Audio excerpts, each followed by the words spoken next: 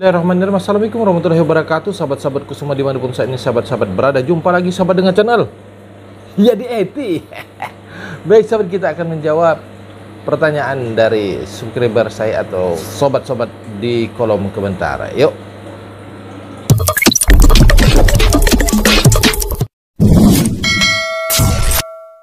Baik sobat ya, saya pakai kacamata dulu nih.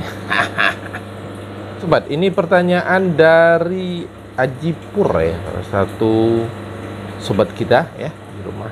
Ini pertanyaan begini, saya pakai biopom paling bawah, biobol tengah, kapas atas, tapi kenapa kok airnya keruh? Nggak bisa bening kan? 2 hari dari awal penggunaan baru. Oh, 2 hari dari awal penggunaan baru. Ada yang bisa bantu jawab? Oke. Terima kasih katanya ya. Oke, kita jawab ya. Baik, dia susunannya dari atas kapas, kemudian biobol, kemudian biopom ya. Nah, kalau ya tidak masalah sob ya. Ini harusnya jadi gitu ya.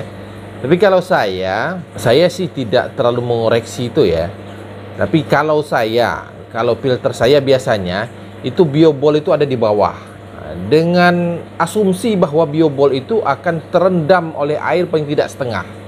Ya, jadi kalau punya saya, filter yang saya pakai di akuarium saya itu dari atas kapas, biasanya arak aktif, dan bawahnya baru biobol ya. Tuh. Atau misalnya kalau dua material saja, saya pakai kapas, pakai biobol.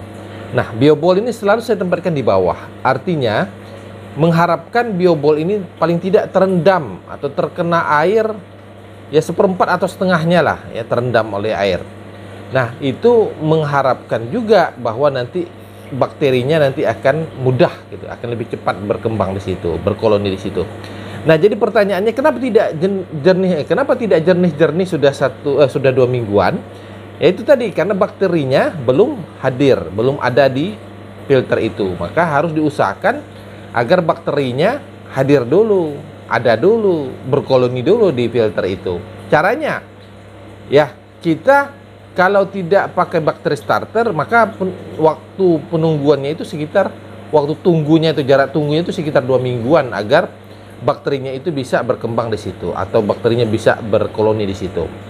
Tapi kalau kita bakteri starter, menggunakan bakteri starter ya, kita hanya membutuhkan waktu sekitar 5-6 jam lah, kita bisa jernih airnya ya.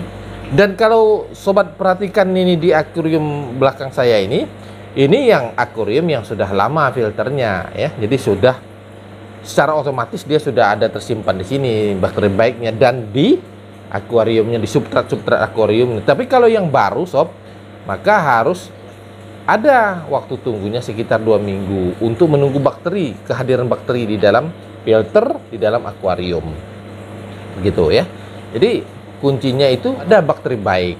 Menjernihkan, membenihkan air, adanya bakteri baik di dalam ekosistem akuarium ini, gitu ya sob ya. Ya saya kira itulah jawaban yang paling tepat gitu ya. Ya, karena juga kalau soal pembeningan air itu sudah banyak sih konten-konten saya. Jadi kuncinya kita harus menghadirkan bakteri starter di dalam ekosistem akuarium kita, di filternya maupun di substrat akuariumnya. Oke, bagaimana caranya? Kalau alami kita memerlukan waktu 2 minggu, kalau instan kita memerlukan pakai bakteri starter. Apa salah satu contohnya? EM4.